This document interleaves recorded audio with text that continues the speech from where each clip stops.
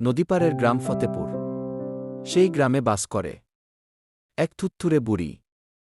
তার ছেলে মেয়ে নাতিপুতি জমিজিরাত সবই আছে, কিন্তু বিপদের সময় কিছুই তার কাজে লাগেনি।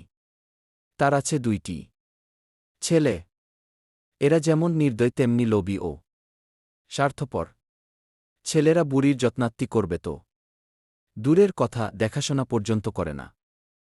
ছেলে ও ছেলের বুয়েরা উঠতে বসতে বুড়িকে অপয়া, অকর্মার ধারী ইত্যাদি বলে গাল পারে। তারা বুড়িকে উটকো ঝামেলা ও সংসারের অতিরিক্ত বোঝা মনে করে।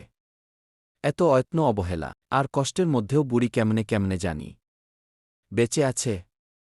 আর তাতেই বাড়ির সবাই বুড়ির ওপর মহাবিরক্ত। দেখ দেখ মহারানী কত আরামে ঘুমাচ্ছে। আমরা সারাদিন খেটে মরি আর উনি আরামে খায় আর শুয়ে থাকে। সারাদিন শুধু শুয়ে ঘুম পারে। এই ডাইনি বুড়িটা কবে যে মরবে, একটু শান্তিতে থাকতে পারতাম। আহ, কবে যে মরবে। বর্ষাকাল, প্রচণ্ড বৃষ্টি ও বন্যার পানিতে রাস্তাঘাট ডুবে গেছে। চারদিকে থইথই করছে পানি। ঝড়ো হাওয়ায় কাঁপুনি উঠেছে বুড়ির। ঘরের কোনায় তার পুরনো কাঁথা পড়ে আছে। বুড়ি হাত বাড়িয়ে কাঁথাটা ধরে টান দিতেই কাঁথার ভেতর থেকে অসংখ্য নেংটি ইঁদুর বেরিয়ে চিকচাক করে দিকবিদিক ছোটাছুটি করতে লাগল। বুড়ি কাঁথাটা তুলে ঝাড়া দিতেই টপাট মাটিতে পড়ল কতগুলো ইঁদুরছানা। এরা চিচি চোচো করতে লাগল। বুড়ি অসহায় ইঁদুরছানার দিকে কিছুক্ষণ তাকিয়ে থেকে পরে কি মনে করে জানি কাঁথাটা যেখানে ছিল সেখানেই রেখে দিন। ঠান্ডা বাতাসে ঠকঠক করে কাঁপতে লাগল বুড়ি। ইঁদুরেরা ছোটাছুটি করে কোথাও পালাবার সুযোগ না পেয়ে বুড়ির কাছে ফিরে এসে বলল, বুড়িমা, এই বন্যায় আমাদের কোনো নিরাপদ আশ্রয় নেই। তুমি যদি আমাদেরকে তাড়িয়ে দাও তাহলে আমরা কোথায় যাব? আমাদেরকে মরতে হবে। সবাই আমাদের অপকারী প্রাণী মনে করে, কিন্তু সুযোগ পেলে আমরা উপকার করতে পারি। আমি তোমাদেরকে তাড়িয়ে দিব না। তোমরা আমার সাথেই থাকবে এবং আমি যা খাই তোমরা তাই খাবে। আমার কথা তোমাদের জন্য রইলো। এখানেই তোমরা তোমাদের সন্তানদেরকে নিয়ে বসবাস করো। আর মনে রেখো, আমি যতদিন বেঁচে আছি ততদিন তোমাদের কোনো ক্ষতি হতে দেব না। এ কথা শুনে ইঁদুরেরা আনন্দে বুড়ির কাছে এসে নাচানাচি করতে লাগল। তারা বুড়িকে অনেক কৃতজ্ঞতা জানিয়ে মনের সুখে কাঁথায় আশ্রয় নিল।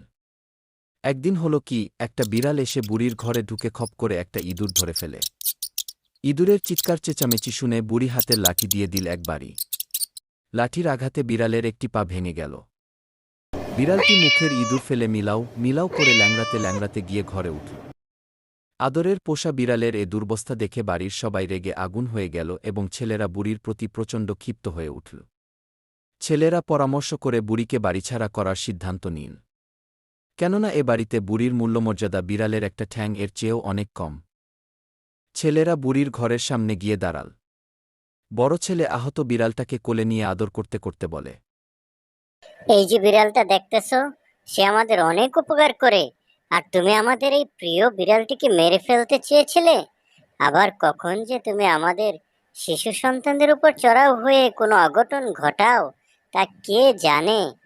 আমাদের ঘাম ঝরা অন্ন দিয়ে তোমাকে আর পুষতে পারবো না, নির্বাসনে দেব তোমাকে। বাজান রে, এইসব কথা কইস না। তোরারে আমি ছোটবেলা থেকে পাললে পুষে বড় করছি। এখন আমি বুড়া হয়েছি, এই বুড়া বয়সে আমি কই যাবো? আমি তো চলতে পারি না ঠিক মতো, বসতে পারি না, খাইতে পারি না। আমি কিভাবে একলা থাকবো? এসব কথা কইস না বাজান। আমারে তুই কোথাও পাঠাইস না। আমি এইখানেই তোদের সাথে থাকবো।